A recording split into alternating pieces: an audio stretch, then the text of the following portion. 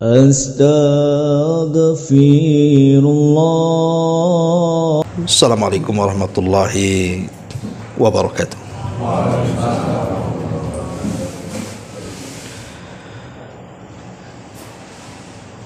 Alhamdulillah wassalatu wassalamu ala Rasulillah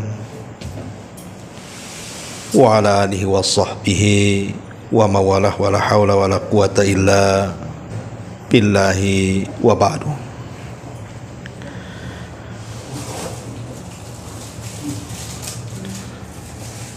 Kita lanjutkan kajian kita, masih membahas tafsir surah Al-Insyiqaq,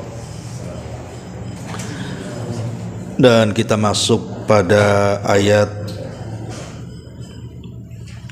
surah Al-Insyiqaq, fama lahum la yu'minun.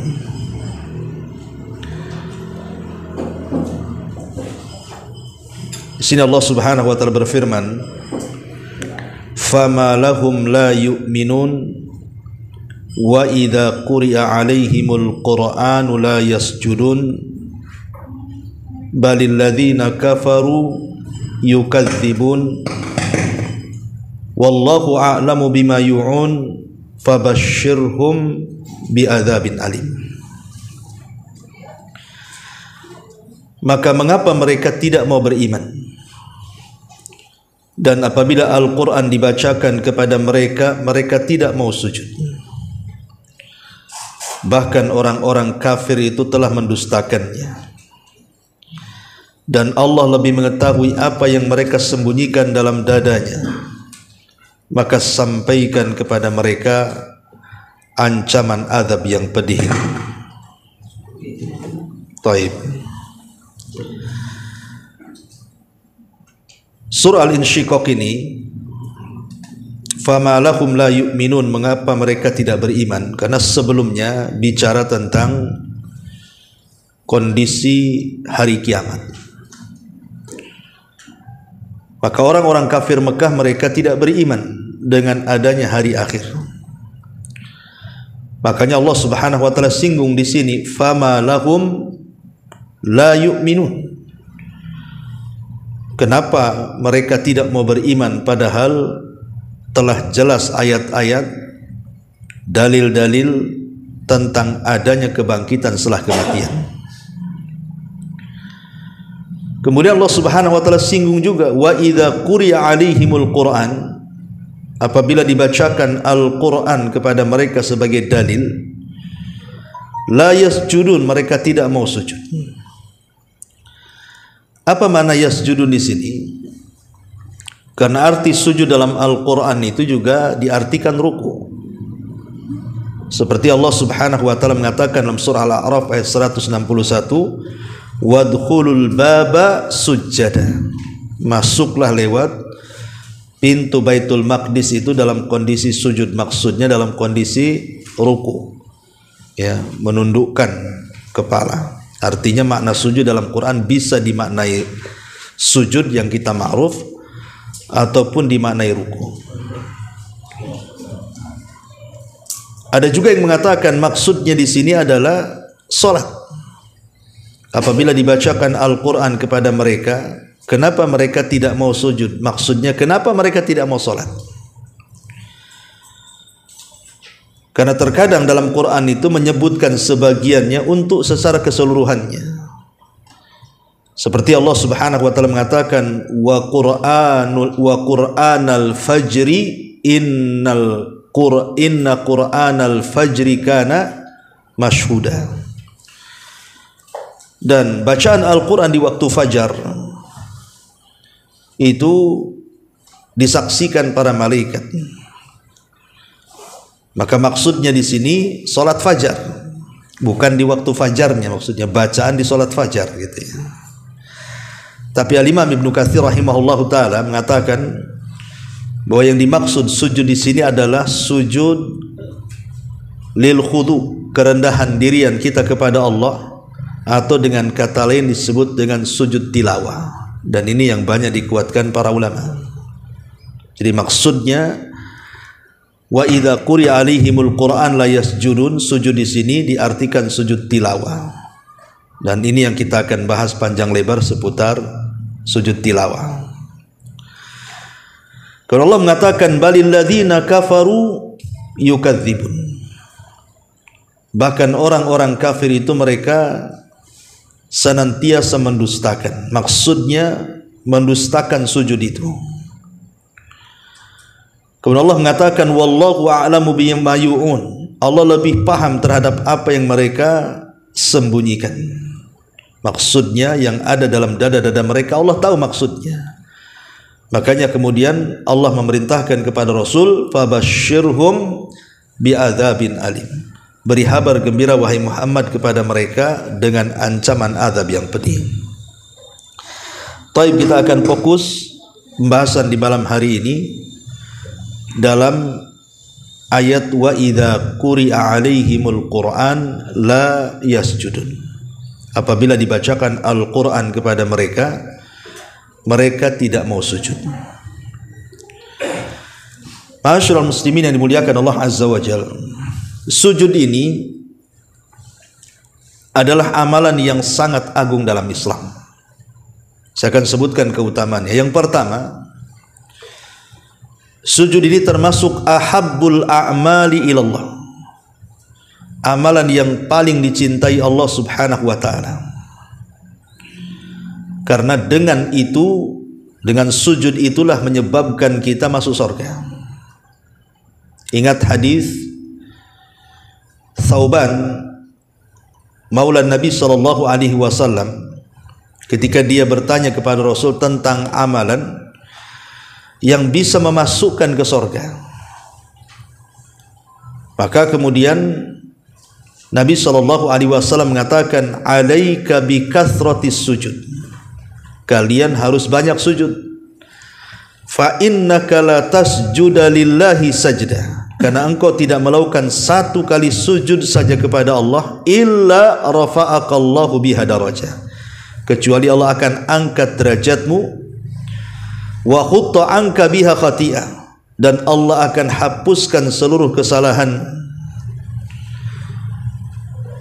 Dari sini Nabi SAW menyebutkan dua keutamaan. Pertama, Allah angkat derajat, maksudnya derajat kita di sorga. Dan yang kedua, Allah akan hapuskan kesalahan-kesalahannya. Ini yang pertama, bahwa sujud itu amalan yang paling dicintai Allah Azza wa Jal. Dengan sebab itu kita bisa masuk surga. Yang kedua, sujud adalah penyebab kita menjadi teman Nabi SAW di surga. Kita akan berteman dengan Nabi di surga.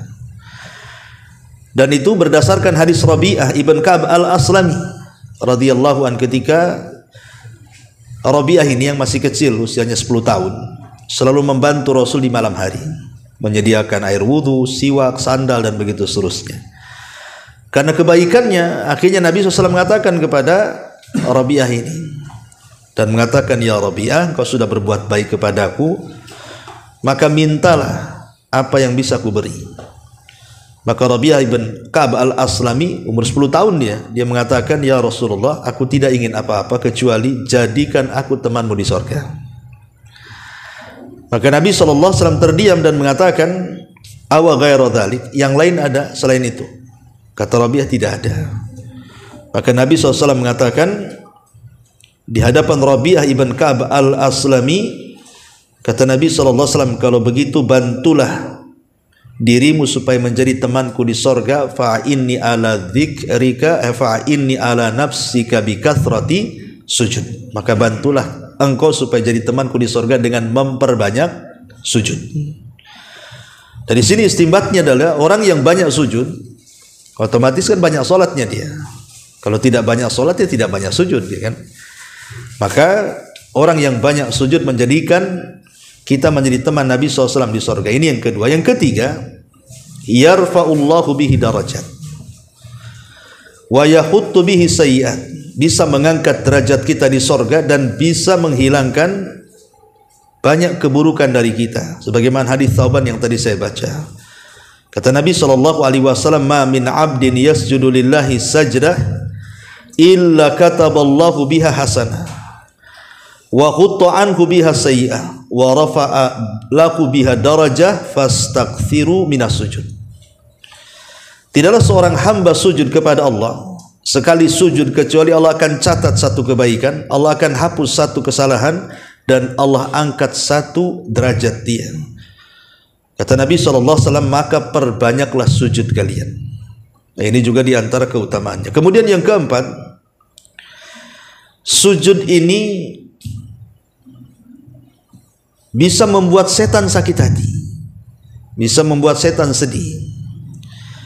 Dalam sebuah hadis Nabi SAW mengatakan, idza qara'a ibnu Adam as-sajdata, apabila anak Adam itu membaca ayat-ayat sajdah. Nanti saya jelaskan ayat-ayat sajdah itu.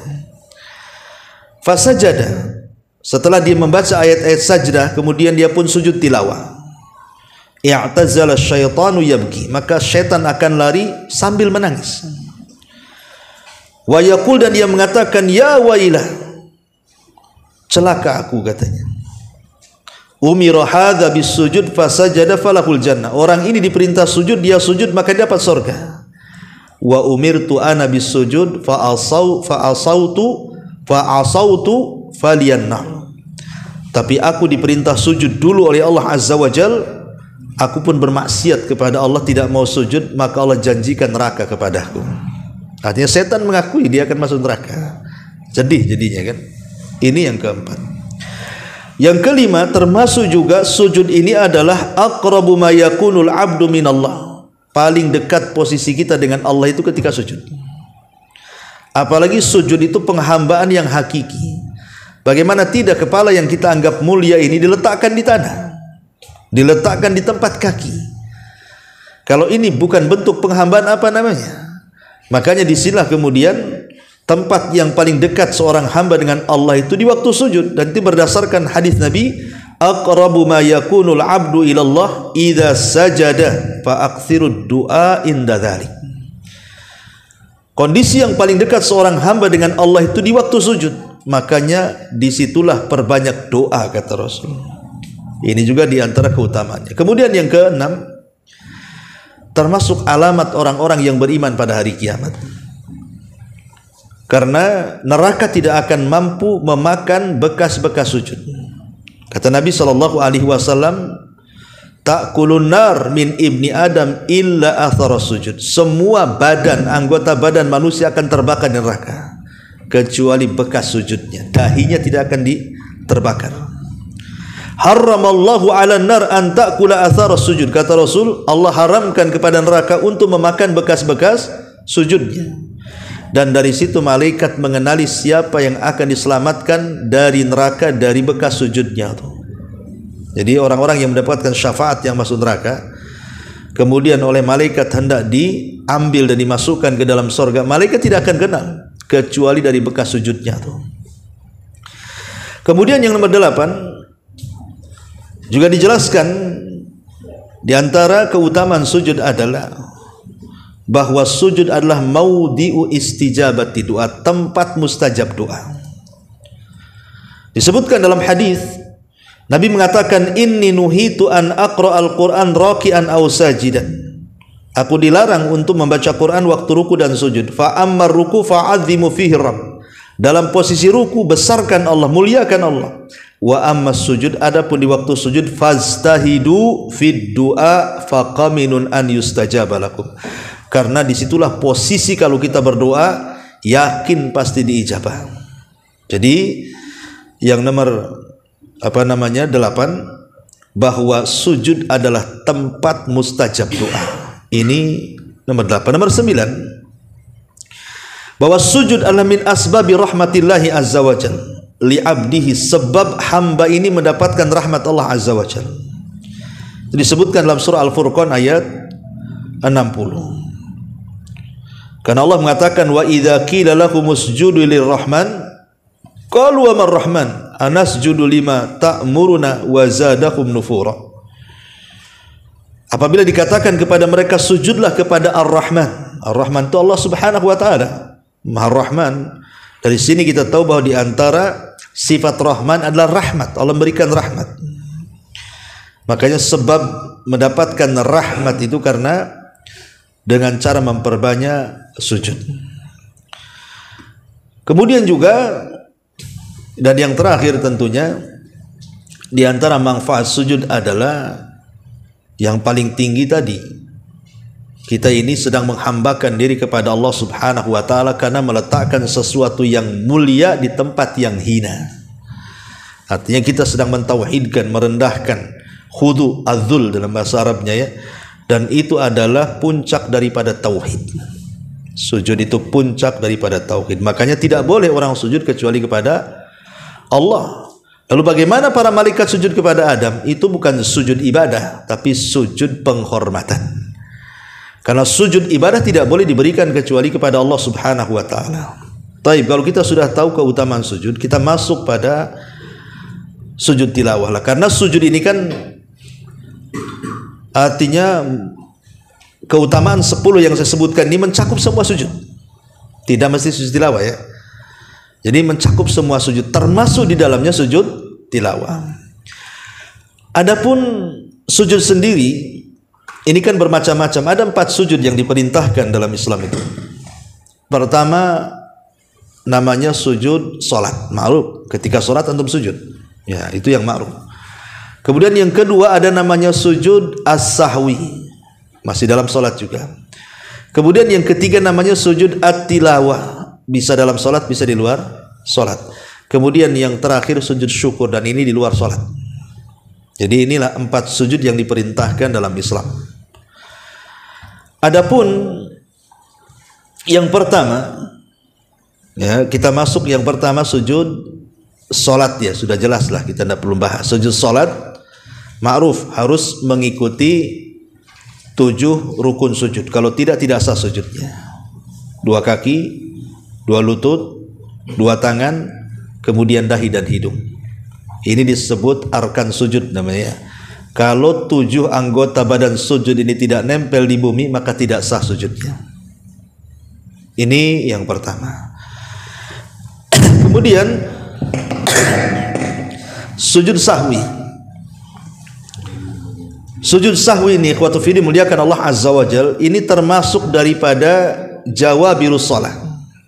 Jawabirus shalah. Jawabirus shalah itu apa artinya?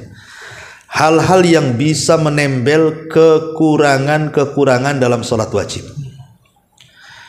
Ada 3 perkara untuk menempel kekurangan dalam sholat wajib itu.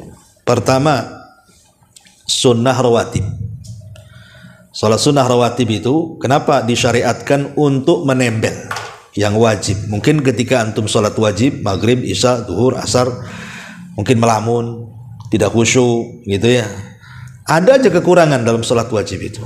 Maka untuk menyempurnakan kekurangan dalam sholat wajib itu dengan cara apa? Memperbanyak sunnah rawatib. Ini yang pertama. Yang kedua yang bisa menempel sholat wajib adalah wirid setelah sholat. Terkhusus kalimat istighfar setelah salam. Astagfirullah. Makanya kalau habis sholat, zikir yang pertama kali antum baca adalah astagfirullahaladzim. Astagfirullahaladzim, astagfirullahaladzim, astagfirullahaladzim. Kenapa ini yang diutamakan sebelum yang lainnya? Karena istighfar ini menempel kekurangan dalam sholat. Ya, kita istighfar kepada Allah. Mungkin ada kekurangan dalam sholat, makanya kita istighfar. Makanya antum yang tergesa-gesa, umpamanya tidak sempat menyempurnakan wirid sholat, minimalnya antum baca istighfar 3 kali. Kemudian tambah Allah mantas salam minkas salam tabarak tayadal jalali wa ikram. Kemudian pergi ya, sambil jalan tuh bisa tasbih takbir ya kan. Ini yang kedua. Dan yang ketiga sujud sahwi. Nah, sujud sahwi ini bisa menempel. Dan sebab sujud sahwi itu kan karena menambah, mengurang, atau karena ragu-ragu. Ini 3 perkara yang menjadikan kenapa sujud sahwi itu disyariatkan. Karena kita menambah dalam sholat. Yang kedua kita mengurang dalam sholat, atau karena ragu-ragu. Ragu-ragu akan nambah ataukah kurang gitu ya. Masyaallah muslimin yang dimuliakan Allah Azza wa Jalla. Adapun yang ketiga sujud syukur. Sujud syukur ini penyebabnya 4. Ya. Kenapa kita disyariatkan sujud syukur? Karena 4 perkara. Pertama, apabila mendapatkan nikmat. Kita mendapatkan nikmat, maka kita bersyukur kepada Allah Azza wa Jalla. Pamannya lahir anak, itu kan nikmat. Ya, bersujud. Ya. dapat jodoh nikmat, dapat pekerjaan nikmat, ya, semua nikmat-nikmat yang Allah anugerahkan kepada kita, maka kita syukur dengan sujud syukur. Yang kedua, atau terhindar dari musibah. Mau nabrak tak jadi, ketabrak tak mati, ya kan? Jadi ataupun mamanya gempa, orang mati kita tidak, rumah orang roboh kita tidak, kan itu ya. Itu namanya terhindar dari musibah. Itu disyariatkan sujud syukur. Yang ketiga, melihat orang jahat, orang fasik. Melihat orang jahat, kita bersujud karena kita tidak seperti dia. Alhamdulillah Allah masih jaga kita tidak seperti mereka, gitu ya. Jadi kalau melihat orang jahat, melihat orang fasik, kita bersyukur kita tidak seperti dia. Kita masih dijaga tidak jadi orang jahat. Atau melihat yang keempat, melihat orang yang terkena musibah. Mungkin ada orang gila, kita bersyukur kita tidak seperti dia, akalnya masih ada, orang itu hilang akalnya, kan itu ya. Ya, atau melihat orang cacat, ya dia mungkin pincang, kita enggak, gitu ya. Dia pun enggak punya tangan, kita punya tangan. Itu juga disyariatkan sujud syukur. Ini 4 perkara yang menjadikan sujud syukur itu disyariatkan. Saya ulangi, ketika mendapatkan nikmat. Yang kedua, ketika terhindar dari bahaya. Yang ketiga, ketika melihat orang fasik. Yang keempat, ketika melihat orang yang kurang fisiknya. Nah, disitulah disyariatkan sujud syukur. Nah, yang terakhir yang kita akan bahas ini sujud tilawah.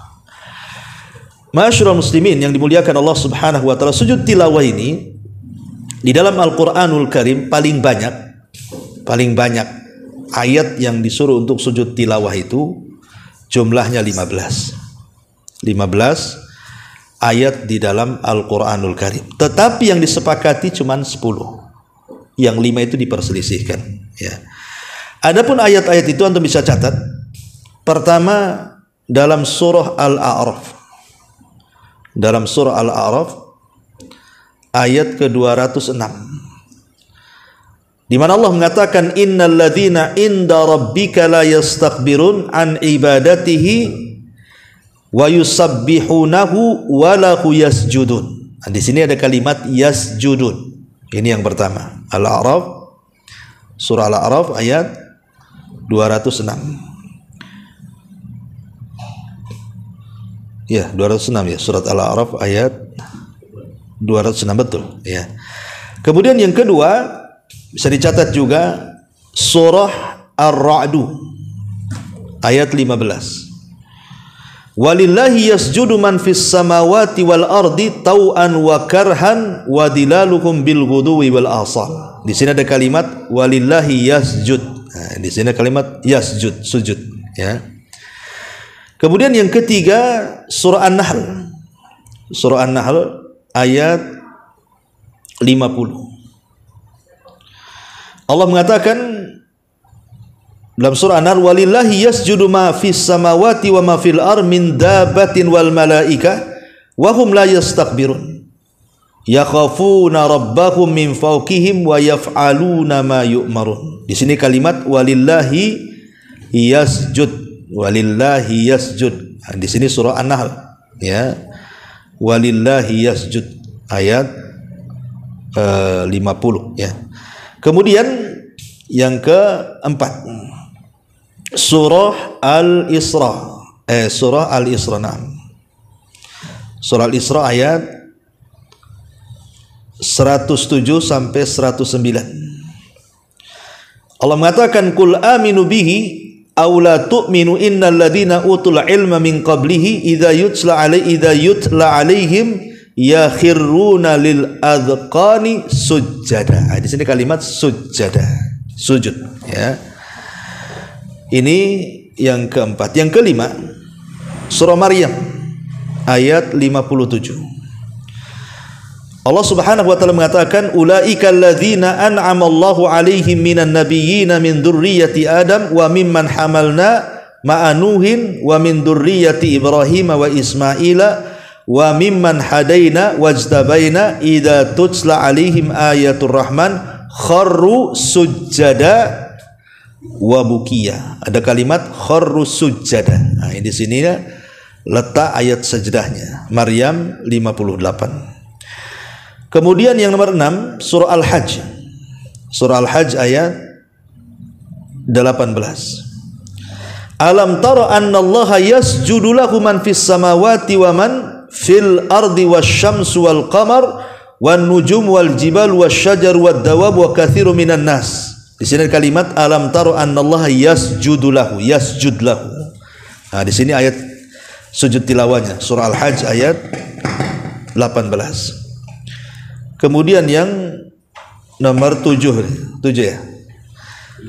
Hah? Iya 7 kan? Surah Al-Hajj lagi, tapi ayat 77. Kalau tadi surah Al-Hajj ayat 18, sekarang surah Al-Hajj ayat 77-nya.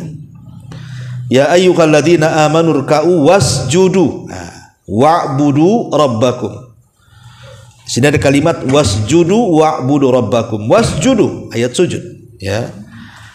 Kemudian yang nomor 8 surah Al-Furqan ayat 60. Wa idza qila lakum usjudu lirrahman. Di sini kalimat usjudu lirrahman. Qalu wa marrahman? Anasjudu lima ta'muruna wa zadahum nufura. Kemudian yang nomor 9 An-Naml. Surah An-Naml ayat 26. Surah An-Naml ayat 25-26.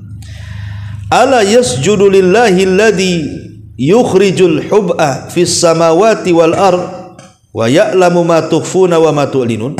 Di sini ala yasjudu lillah. Kalimat yasjudu lillah. Kemudian yang nomor 10 surah As-Sajdah yang disunahkan dibaca setiap fajar Jumat. Ya. Ayat 15 Allah mengatakan innama yu'minu bi ayatina alladzina idza dzukiru biha kharru sujada. Di sini kalimat sujada. Wasabbihu bihamdi rabbihim wa hum la yastakbirun. Kemudian yang nomor 11 surah Shad.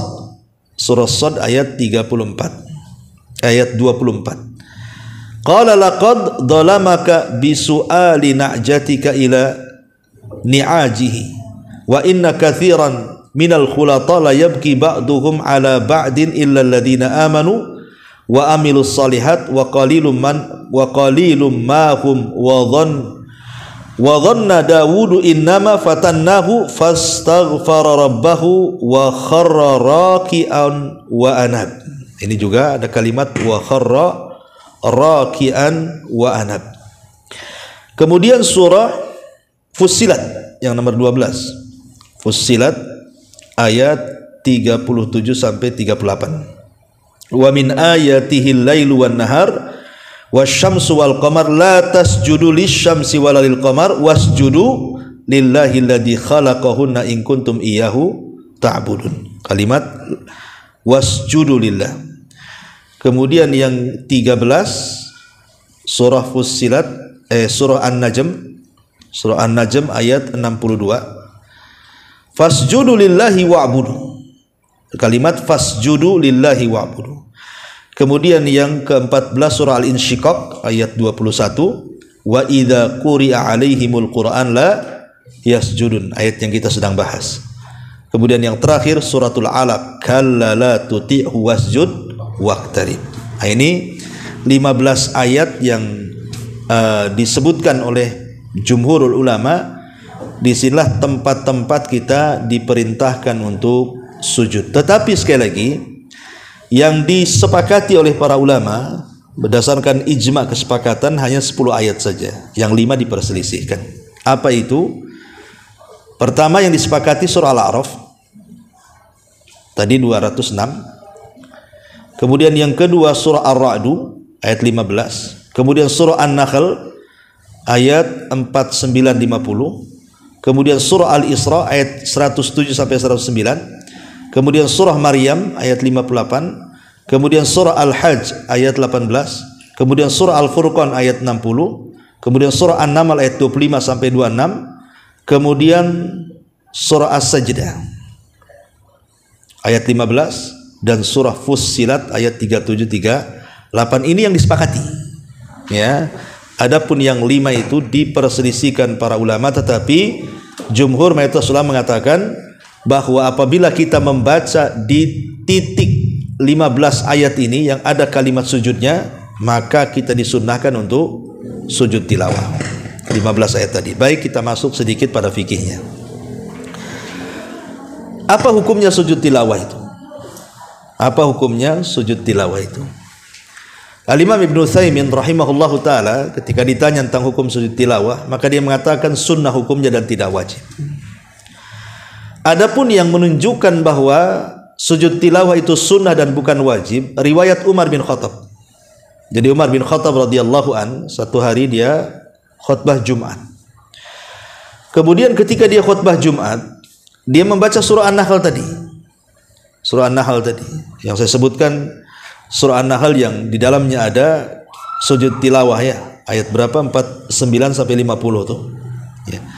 Lah Umar pun turun dari mimbar, kemudian sujud. Maka semua jemaah yang hadir di masjid itu semua sujud. Kemudian Jumat berikutnya Umar berkhutbah lagi. Kemudian Umar membaca ayat-ayat sajdah, tapi Umar tidak sujud. Padahal sahabat sudah siap-siap sujud tuh. Kemudian Umar mengatakan, Allah tidak mewajibkan kalian untuk sujud tilawah kecuali kalian berkehendak. Dari sini menunjukkan bahwa sujud tilawah tidak wajib. Kenapa? Karena Umar ngomong begitu di hadapan para sahabat dan tidak ada yang menyanggah satupun. Kalau memang sujud tilawah wajib, tentu ada sahabat yang menegur Umar kan. Loh, kok Jumat kemarin sujud, Jumat sekarang tidak kan? Bisa saja gitu kan. Dengan diamnya para sahabat menunjukkan bahwa sujud tilawah itu tidak sampai wajib, tetapi sunnah saja. Ya. Ma'asyiral muslimin yang dimuliakan Allah Azza wa Jalla. Kemudian berkenaan dengan sujud tilawah juga. Sujud tilawah ini apakah kemudian bacaannya sama dengan sujud-sujud biasa? Maka ulama mengatakan iya sama. Jadi sujud tilawah itu yang dianjurkan dibaca adalah Subhana Rabbiyal A'la, sama dengan sujud yang lain, Subhana Rabbiyal A'la. Adapun kemudian ada doa yang dianjurkan Nabi SAW, seperti doa yang ma'ruf, sajada wajhi lilladzi khalaqahu wa syaqqa sam'ah wa basarah bihaulihi wa quwwati, ya. Wajahku sujud kepada yang menciptakannya, yang membuka pendengarannya dan penglihatannya dengan kuasa dan kekuatannya. Ada juga seperti itu. Atau lafaz sajada wajhi lilladzi khalaqahu wa syaqqa sam'ah wa basarah bihaulihi wa quwwatihi fatabarakallahu ahsanul khaliqin. Wajahku sujud kepada yang menciptakan dan membuka pendengaran dan penglihatan dengan kuasa dan kekuatannya, maha barakah Allah sebaik-baik pencipta. Ataupun ada juga memang riwayat Nabi terkadang membaca Allahumma aktub li indaka biha ajra waj'alha li indaka duhura wa wada'a anni biha wizra waqbalha minni kama taqabbalta min abdika Daud. Ya Allah, tuliskanlah untukku pahala di sisimu dengan sujud ini. Jadikanlah sujud ini tabungan untukku di sisimu. Hapuskanlah dariku dosa dengan sujud ini, dan terimalah sujud ini dariku sebagaimana engkau menerima dari hambamu Daud. Lah ini namanya doa tambahan. Ya, ini sunnah saja. Bisa dibaca, bisa tidak. Atau dengan doa yang lain yang umpamanya kita meminta apa begitu dalam doa itu tidak ada masalah. Tapi Subhana Rabbiyal A'la ini harus dibaca. Ya. Kalau antum mau gabung pun enggak apa-apa. Subhana Rabbiyal A'la. Subhana Rabbiyal A'la bihamdi. Subhana Rabbiyal A'la gitu ya. Dan antum baca setelah Subhana Rabbiyal A'la, sajada wajhi lilladzi khalaqahu wa syaqqa sam'a wa basara bihauli wa quwwati fatabarakallahu ahsanul khaliqin. Allahumma aktub li indaka biha ajra waj'alha li indaka duhura wa wada'a anni biha wizra waqbalha minni kama taqabbalta min abdika. Boleh, enggak ada masalah. Itu sunnah saja tambahannya, ya. Tapi kalau antum dihafal cukup Subhana Rabbiyal A'la saja. Dan ingat bahwa perbedaan sujud tilawah dalam solat dengan di luar solat. Kalau sujud tilawah dalam solat, maka harus mengikuti gerakan solat. Jadi ada takbirnya. Ketika hendak sujud, takbir. Ketika bangkit dari sujud, takbir juga, kan gitu ya. Jadi yang ngikutin gerakan solat lah. Apabila meninggi dan merendah tetap takbir. Dan kalau kita menjadi makmum, ya ikut imam. Kalau imam sujud, kita sujud. Kalau imam tak sujud, ya tak sujud, kan gitu ya. Innama ju'ilal imam liyu'tamma bihi. Jadikan imam itu untuk diikuti. Kalau imam sujud, alhamdulillah. Kalau enggak, ini. Dan tidak ada sunnahnya seseorang itu memaksudkan bacaan hanya untuk dimaksudkan sujud. Ingat ya, nggak ada sunnahnya. Ya, umpamanya antum memfokuskan, saya ingin sujud tilawah, langsung antum baca wasjud waqtarib aja kan. Ya kan? Wa a'udzubillah waladhdallin wasjud waqtarib. Langsung sujud karena antum pengen sujudnya, nggak ada sunnahnya. Ingat bahwa sujud tilawah itu seperti kita membayar sholat fajar hari Jumat, kita kan disunahkan membaca surah As-Sajdah secara sempurna, kemudian rakaat kedua surah Al-Insan secara sempurna kan begitu. Dan tidak boleh diniatkan membaca surah itu karena niat ingin sujudnya, bukan. Ya, tetapi Rasulullah SAW ketika memerintahkan untuk membaca dua surat itu karena kandungan makna yang luar biasa, bukan karena sujudnya. Karena kandungan dalam surah As-Sajdah yang luar biasa, ataupun kandungan makna dalam surah Al-Insan yang luar biasa, itulah sebabnya Rasul menyunahkan dua surat ini dibaca di waktu fajar. Kalau bertepatan memang imamnya sampai kepada ayat sajdah, ya disyariatkan sujud, tapi jangan diniatkan khusus itu saja. Ya, itu harus dipahami. Ya. Adapun di luar dari sholat, memang terjadi silang pendapat. Apakah kemudian perlu wudu, perlu menghadap kiblat, perlu menutup aurat? Wallahu a'lam, ini khilaf ulama. Ya. Bagi yang mengatakan bahwa sujud tilawah itu sama dengan sholat, ya berlakulah hukum-hukum sholat kan itu. Tapi pendapat yang kuat wallahu alam, kalau sujud di luar sholat maka tidak berlaku hukum-hukum sholat. Artinya boleh tidak berwudu, boleh tidak menutup aurat, boleh juga tidak menghadap kiblat. Makanya antum lagi baca Quran di rumah pakai pakaian biasa, atau istri antum pakai pakaian biasa, nggak pakai jilbab, pakai macam mushaf gini aja. Tahu-tahu kemudian lewat kepada ayat sajdah tadi. Ala yasjudu lillahi man fis samawati, ya sudah langsung sujud saja tanpa harus berwudu dulu, tanpa harus pakai mukena dulu rapat-rapat, tanpa enggak, langsung sujud di situ. Ya. Dan kalau seandainya kondisinya antum di kendaraan, kan tidak mungkin sujud, maka Syekh Utsaimin mengatakan kalau umpamanya antum baca Quran di kendaraan, ya, maka cukup mengisyaratkan dengan kepala saja sebagai sujudnya, cukup gini saja. Subhanallah, subhanallah, itu maksudnya.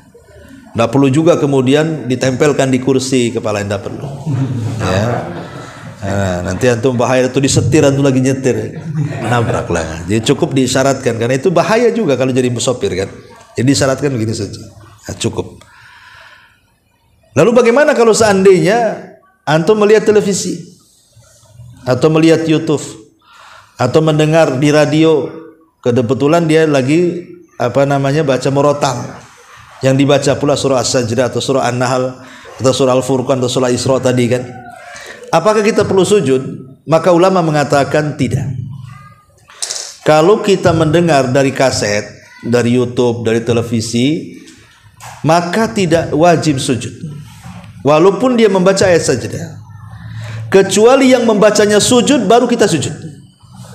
Ya. Kalau yang membacanya tidak sujud, ngapain kita tidak sujud? Karena kita ikut kepada yang membaca. Ingat ya, jadi patokannya adalah kepada yang membacanya. Kalau yang membacanya sujud, kita ikut sujud. Kalau yang membacanya tidak sujud, ngapain kita sujud? Itu maksudnya. Nah, jadi tidak ada kewajiban untuk sujud kalau dengar dari murotal dan begitu seterusnya. Sebagaimana yang pernah ditanyakan kepada Syekh bin Baz rahimahullah ta'ala, dia mengatakan tidak ada kewajiban sujud. Kecuali dia secara langsung, kemudian dia sujud, ya kita ikut sujud.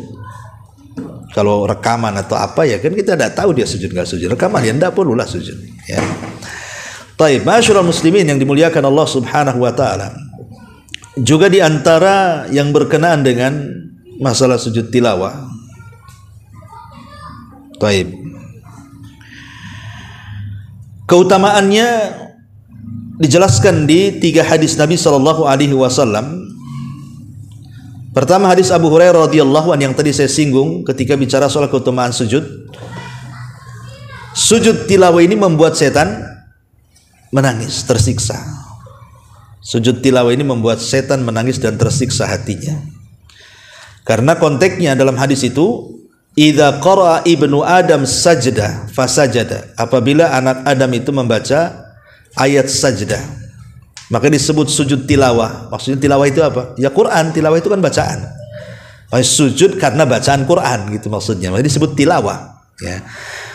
Jadi Rasul mengatakan idza qara ibnu Adam as-sajdata fasajad. Apabila anak Adam itu membaca Al-Quran dan berkaitan dengan ayat sajdah yang saya sebutkan tadi di 15 ayat tadi, fasajada, kemudian dia sujud, i'tazala syaitan yabki, maka setan akan lari, kemudian menangis, tersiksa dia. Kemudian dia mengatakan, ya wailah, umira ibnu Adam bisujud fasajada falahul jannah wa umirtu bisujud fa asaitu faliyan nar. Lihat anak Adam itu, kata iblis, dia diperintah sujud, mau pula dia sujud. Dulu aku diperintah sujud sama Allah, aku enggan pula sujud, aku pula masuk neraka, katanya. Jadi setan ini luar biasa takutnya dengan anak Adam itu ketika sujud tilawah. Kemudian juga hadis Abdullah ibn Mas'ud radhiyallahu an, Nabi SAW membaca surah An-Najm di Mekah. Fasajada fiha wa sajada ma'ahu ghaira syaikhin. Nabi membaca surah An-Najm di Mekah, maka Rasul sujud dan semua orang bersamanya ikut sujud kecuali orang yang sudah tua gitu, mungkin dah nggak tahan lagi situ ya. Kemudian hadis yang ketiga, mungkin dua ini cukup. Ada sedikit masalah, terutama di masjid-masjid ya. Kadang-kadang nih bahayanya kalau tabir wanita ini terlalu tinggi. Ketika imam ini sujud tilawah, Allahu Akbar, kemudian dia sujud, nih akhwat di belakang ini kadang-kadang disangka ruku. Kan ada kan gitu kan? Itu sering terjadi loh itu. Sering terjadi itu, imamnya sujud, yang akhwat pula ruku. Ya. Kemudian setelah imamnya selesai daripada sujud, naik ke atas, akhwatnya pula dia bangkit daripada ruku.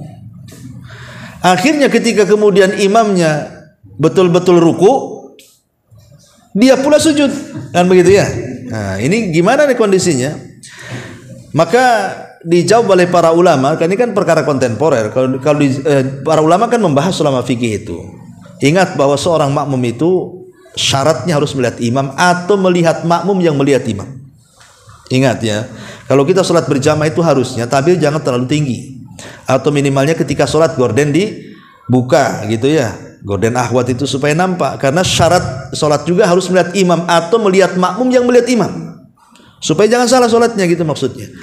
Tapi musibahnya sekarang di musola-musola di masjid-masjid itu tabir tinggi-tinggi, si akhwat ini pula tak melihat pula si ikhwan di depan.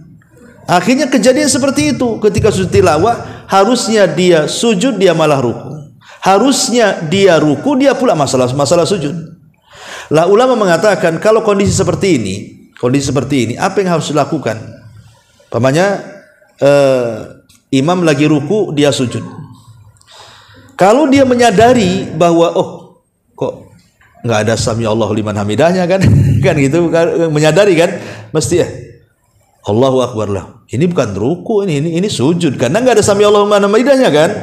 Nah, kalau dia menyadari, dia harus cepat bangkit, ya. Jadi kemudian dia harus ruku, yang ketinggalan kemudian ikut imam. Adapun tambahan tidak memadaratkan dia, ya. Jadi dia harus seperti itu. Jadi dia harus membalas yang kekurangan tadi. Karena kan imam lagi sujud, dia ruku. Nah, rukunya ini apa? Imam tidak sedang ruku kok, berarti tidak dianggap kan? Masalah yang kedua, ya, imam ruku dia pula sujud. Nah, baru sadar loh, ini nggak ada kalimat sami Allah liman hamidah. Barulah dia sadar, makanya dia cepat ruku, kemudian ikut imam. Nah, ini sebagian ulama mengatakan seperti itu. Adapun tambahan-tambahan tadi tidak dianggap, ya, karena memang dia tidak tahu kondisinya. Kalau tahu yalah, ya. Ini makanya madorotnya sebaiknya di masjid-masjid saya sarankan itu tabir jangan tinggi-tinggi. Kalaupun tinggi-tinggi ya gorden bisa dibuka lah kan itu. Khusus waktu sholat saja dibuka. Kalau habis waktu sholat tutup lagi nggak masalah. Nah, jangan memadorotkan makmum. Ya. Wallahu a'lam. Taib masyarul muslimin yang dimuliakan Allah Subhanahu wa taala. Saya kira itu saja ya. Kira-kira ada pertanyaan seputar sujud tilawah? Kalau sebetulnya tabir itu memang harus dipakai atau boleh? Di zaman Rasul tidak ada tabir sebenarnya. Tapi sekarang kenapa ada tabir? Nah, tanyalah kenapa ada tabir. Di zaman Nabi itu tidak. Makanya laki-laki itu datang duluan, nanti akhwat datang belakangan. Jadi ketika buyar, akhwat yang duluan buyar, baru laki-laki duluan. Mungkin sekarang juga takut ada fitnah ya ditabir gitu. Tapi gak ada masalah tabir itu, asal jangan menghalangi pandangan orang sholat. Tabirnya itu. Ya. Sehingga si makmum di belakang itu bisa melihat imam atau melihat makmum yang melihat imam. Kan tidak harus mesti melihat imam. Kalau banyaknya saf kan nggak mungkin dilihat imam. Yang penting melihat makmum paling belakang dan ia melihat makmum yang paling depan sampai pun gerakannya sama dengan imam. Supaya jangan madaratkan, karena ini sering terjadi nih kalau sujud tilawah ini antara makmum yang ditabir khususnya akhwat tuh dengan ikhwan tuh beda tuh. Dan itu sering saya ditanyakan juga gitu ya. Masalah-masalah seperti ini. Wallahu a'lam. Iya. Sujud syukur itu apa disyaratkan menghadap? Tidak. Sujud syukur itu tidak wajib menghadap. Pokoknya kapanpun dia tidak harus menutup aurat, tidak harus berwudu. Ya, pokoknya mendapatkan nikmat langsung sujud. Tidak, walaupun perempuan pamannya akhwat di rumah nih. Ya. Baru mandi pakai anduk saja, tapi nggak ada orang di rumah tuh. Telepon suaminya, alhamdulillah nih abang dapat rezeki, langsung sujud. Nggak ada ketentuan. Ya. Wallahu a'lam. Sama juga di sujud tilawah nggak ada ketentuan. Ada bacaan khusus ada di sujud syukur?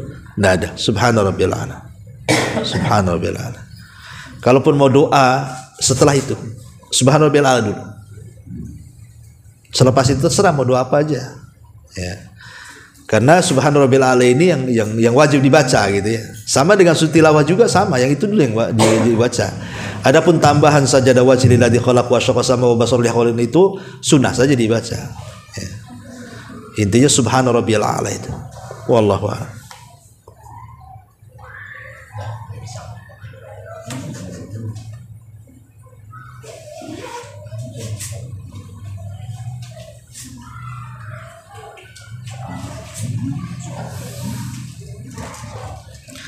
Iya, di sini di YouTube ini apa nih? Assalamualaikum Ustaz, mau bertanya. Misalkan kita mau membaca doa yang Ustaz kasih, cuman belum hafal. Lalu pas belum salam kita ambil catatan doanya, kemudian kita baca di catatan itu. Nggak usah takalluf dalam perkara sunnah itu, nggak usah takalluf. Kalau ndak hafal, dihafal dulu. Ya, kalau doa umpamanya tadi sujud tilawah kan dalam sholat itu, ya dihafal di luar sholat. Jangan disibukkan perkara-perkara di luar sholat masuk ke dalam sholat. Karena apalagi sholat wajib itu kan ndak boleh banyak bergerak. Ya. Mengeluarkan 2 huruf saja itu dilarang, bahkan batal sholatnya kalau tanpa ada sebab. Ya, seperti mamanya mengatakan ab, gitu ya, itu kan 2 huruf tuh, alif ba ab itu bapak, tiba-tiba kita ab, batal sholatnya kalau tidak ada hajat. Dia mengeluarkan kalimat seperti itu, batal sholatnya.